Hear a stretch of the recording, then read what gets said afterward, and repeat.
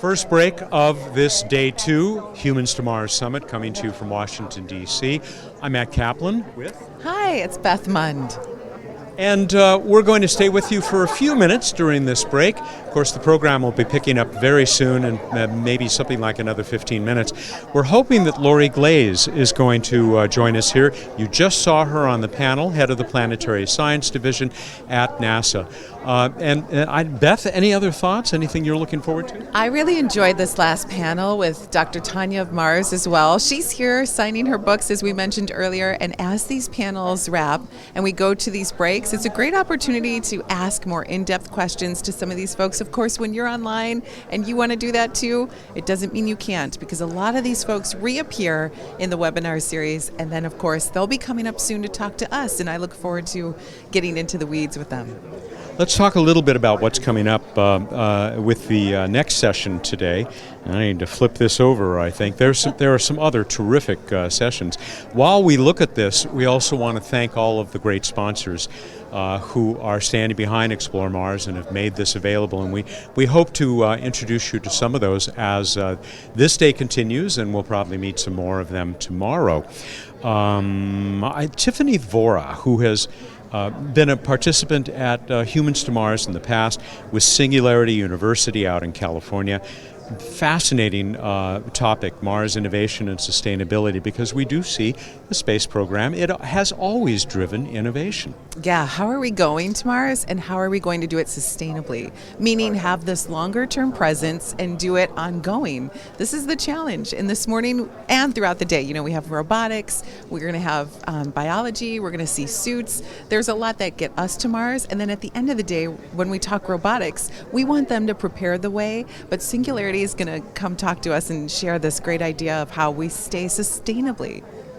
So since a lot of you probably, like where I come from on the west coast of the U.S., didn't join us early this morning when things got started, maybe we could talk a little bit about what's special about today and the breakouts coming, and you have two of those. Oh, I'm really looking forward to that. So we're going to be talking about designing living spaces on Mars. And I don't know about you, Matt, how did you sleep last night? Better than the night before, but I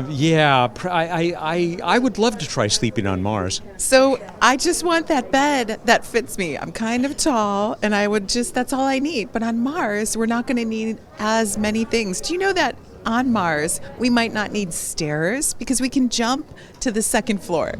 Can you see yourself doing that? That sounds like great fun. Yeah, with no trampoline needed, that'd be great. So today, later, we're going to talk about designing things on Mars with some of the architects who are here today planning for years ahead. And these are very talented folks. Later, we're going to talk about moms, but not like I'm a mom, not moms you're thinking of, but how we're going to regenerate the oxygen on Mars. We love our acronyms, right?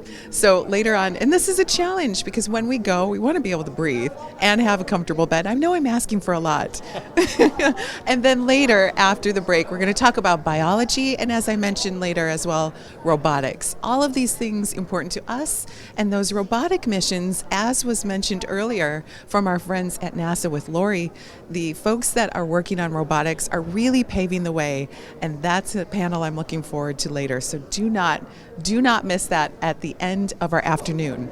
And I'm thinking of Lori on stage talked about the success of MOXIE, that experiment on Perseverance, right, which was able to generate oxygen. Yeah, we may actually find a way to breathe on Mars.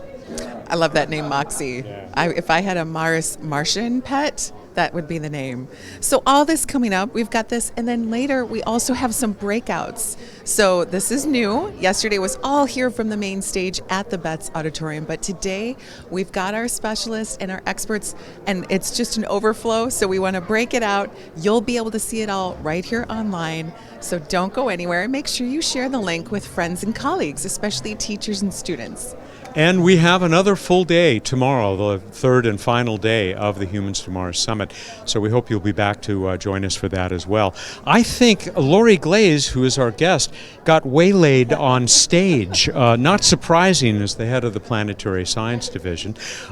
So we can pad for a bit longer here, maybe go through some of the sessions, and hopefully she'll be able to make it up here in the next couple of minutes. Let's talk a little bit about what we saw. And I loved Mac's intro. Mac McCauley is, yes, he's of Borderless Labs. You're going to want to check that out. And what he's doing is truly inspiring because he's bringing everyone in under the umbrella of everyone everywhere. And so I like to always use the hashtag spaces for everyone, and that means everyone. So a lot of scientists, engineers, and big idea thinkers here, but you know at home and as you're watching that you've got ideas, you've heard of the ideas. Where do they go? Where do they live? Well, Explore Mars, obviously, but within your communities, your community colleges, programs you're taking, that's how it starts. And when people like Mac take those and put them into real life examples, that was a great way to kick off the morning. I love that. He had a great response to that question that we all get asked. If you have anything to do with space, why are we wasting money on this? Except in his case, it's why are you spending money on these kids in refugee camps and equally disadvantaged places? And he had a terrific response to that. And I'm going to add that to the response that I give people, because we do all. I'm sure you get that question. You and I both. So my years at NASA, that was the number one question. As a public affairs officer, people would just say that question every time they'd meet me. When you get the answer, will you share it with me? I need it. Well, I think there are a bunch of answers. I mean, there are 4 or 5 excellent answers to that. And I think, Here's Lori. Great. Okay, Lori is here. Matt, I'll see you later today. Enjoy. I'll let Lori step in. Absolutely, yeah. We'll switch places here. Okay. Come on down. We saw you're popular. You got grabbed. I did get But grabbed. come over like another foot here. That's perfect. Welcome. Thank you for doing this, and it's great to see you again. It's great to see you too, Matt, always. So you had all kinds of great information for us, more proof that we are in this golden age of exploration. I'm thinking of the recently released recommendations of the Decadal Survey, the one on planetary science and astrobiology. Fascinating document. There's no way we could talk about all the recommendations here, but right up at the top of the list, or near the top of the list, maybe number 2, are we finally going back to an ice giant? Are we going to maybe go to Uranus? It's a great question. And yes, we're all really, really excited about the Decadal Survey that was released on April 19th. It is an enormous document. It has so much great information in there. And we're still in the process of absorbing all of that. We're all very excited about all those recommendations. As you noted, the number 2 recommendation for the very next big flagship or the big strategic mission is a mission to an ice giant, and they've recommended a mission to Uranus. So we're in the process of looking at that. We're digesting, so I don't really have a public comment on that yet, but I would encourage you to tune in a couple of months, probably midsummer. We expect to start talking a little more publicly about our preliminary response to Decadal Survey. Let's talk about that number 1 recommendation, which I'm sure you can talk about. Yes. Ken Farley, project scientist for Perseverance, the rover, was on our show, Planetary Radio, last week, gave us a glowing report on how it's doing as it enters now, so exciting, that river delta. Yeah, I thought that'd be a reaction. And so it's doing its job. It's collecting those samples. But Perseverance can't help us get them back to Earth, other than this step that it's taking. A lot of challenges ahead, and I'm also thinking of the geopolitical situation with Rosalind Franklin, that ExoMars rover, and so on. Is everybody scrambling now to figure out how this is going to work? It's a really great question. Let's just tackle the Mars sample return part first. I am really, really excited that the Decadal Survey gave us very strong endorsement for Mars sample return. We, of course, had already kind of kicked that off and initiated it at the start of the Decadal Survey, but they came out in incredibly strong support for making sure we get that sample return completed as quickly as possible. And so we are charging forward on Mars sample return, as you know. But as you alluded to, there are some complications. Our primary partner on Mars sample return is European Space Agency, and of course they have now had to delay the Rosalind Franklin launch because of the political situation. And so it's a challenge, and we certainly want to be a good partner in all ways. We are talking with ESA and considering whether there are ways, if there's a possibility that there's a way that NASA could assist, but at this time, that's still under consideration. But we saw here yesterday that at least another one of the phases of sample return, we heard from one of the sponsors about the MAV, that Mars Ascent Vehicle, and how it's going to lift those samples collected by Perseverance up into orbit, and I guess that's moving forward. Oh, it's moving forward fantastic. In fact, we've awarded the contract for that, and so the Mars Ascent Vehicle work is really progressing. It's underway. It's a critical part. It'll be the first time we ever launch from another planet. We've launched off of the moon, of course, but we have never launched from another planet. So this is incredibly challenging to actually deliver that rocket, but not just the rocket, it's also the launch system. It's not a trivial thing to achieve there. So I'm glad that the technology investment's happening early, because that's going to be a tall pull. I'll say it again, space is hard, Mars is harder. It's always sad to hear about a mission that is coming to an end. You talked about InSight, probably will finish its work this year after doing great work.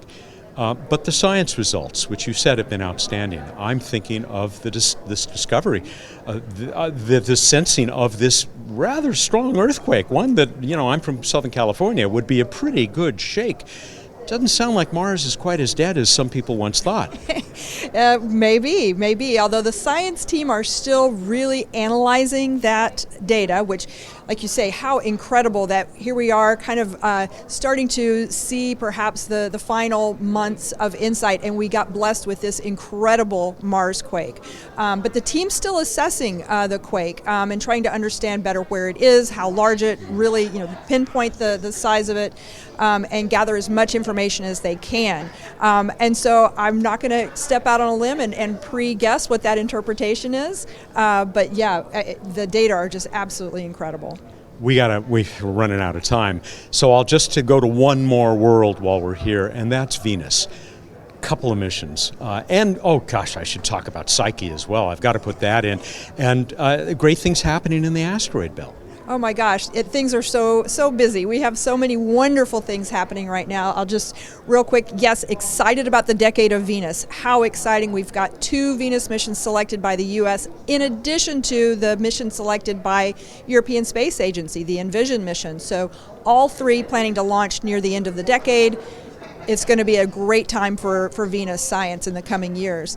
Asteroid science, let's talk not just the science missions, Lucy and Psyche and OSIRIS-REx with bringing samples back. Let's talk DART, Double Asteroid Redirection Test. We've got that demonstration of the kinetic impactor technique, first ever humanities attempt at planetary defense, where we're going to demonstrate the ability to deflect an asteroid. That's happening September 26th. So stay tuned. Very exciting. That's going to be quite a show. While we're talking planetary defense and preparing to do that, NEO Surveyor, which, as you know, didn't do as well as some of us might have hoped in the proposed 23 budget. Still a high priority? We hope so. NEO Surveyor is very definitely a high priority. We're all a little concerned with what's in the 23 budget. Things happen. That's where we are. But we are working very closely with the team to make sure that we continue forward and that we have a good path forward to get that mission to launch. If you've looked at the decadal survey, it is listed as the next high priority after DART. It's the first high priority mission recommended in a decadal survey for planetary defense. Excellent. I can't let you go without at least mentioning what's happening at Jupiter. Juno, still delivering great science. Juno, fantastic. They're doing great. They're now in their extended mission. Really excited about that. They've got funding now, I think, for a couple more years, maybe into 24 or 25, to kind of close out that exciting, incredible mission. In their extended mission, they're not only continuing the amazing observations of Jupiter's giant gas atmosphere, but also having flybys of several of Jupiter's moons. So we're going to get some fantastic new data there as well. Got to stop there, I guess, but exciting times. I mean, I said, golden age, right? Absolutely. It's a great time to be a planetary scientist. And how?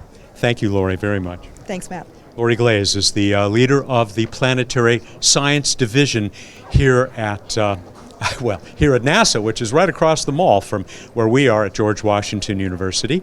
And I think Beth has another guest for us. So, Lori, we can step out of the way here, and I will hand the microphone over to Beth Munn. Here you go, Beth. Oh, thank you so much, Matt. Okay, I have the pleasure of, come on in, Joe, and I get to stand on this stair because if I don't, well, now we're kind of on the same plane. We are. Welcome. Thank you, Beth. Oh, it's so good to have you. Joe Cassidy from Aerojet Rocketdyne, who has been a long-time sponsor of the Humans to Mars Summit and of Explore Mars. And we thank you for that. Thank you so much. Throughout the years, you were one of the first. It's one of the most fun things I get to do in my job, so it's a pleasure. Oh, and so what have you thought of the conference so far?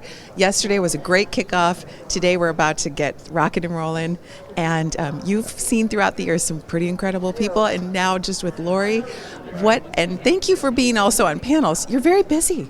Yes, we do keep busy, and it's a little challenging with kind of coming out of COVID, and we're not quite out of COVID, we're finding out. That's part of the reason that you're seeing me up there on some of the fill-in moderator spots. But yeah, it's exciting to be back together and be able to have everybody here in person.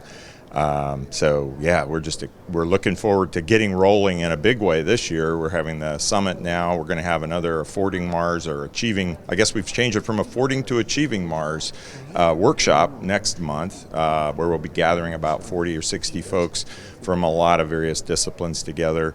And I was explaining to someone yesterday, this is part of our outreach with Explore Mars, what we do here at the summit. But what we do with the workshops is we really get together, roll up our sleeves, and try to tackle some of the big problems, some of the things you heard about yesterday. So we're going to be looking at things like, how do we keep the astronauts healthy and busy and mentally healthy while they're going and coming from Mars? So what are some of the things that we can be doing? And one of the groups that I'm going to be working with at that workshop is actually a group that's focusing on gardening, believe it or not, in transit. So I heard the exciting news last week from NASA about growing plants in lunar soil.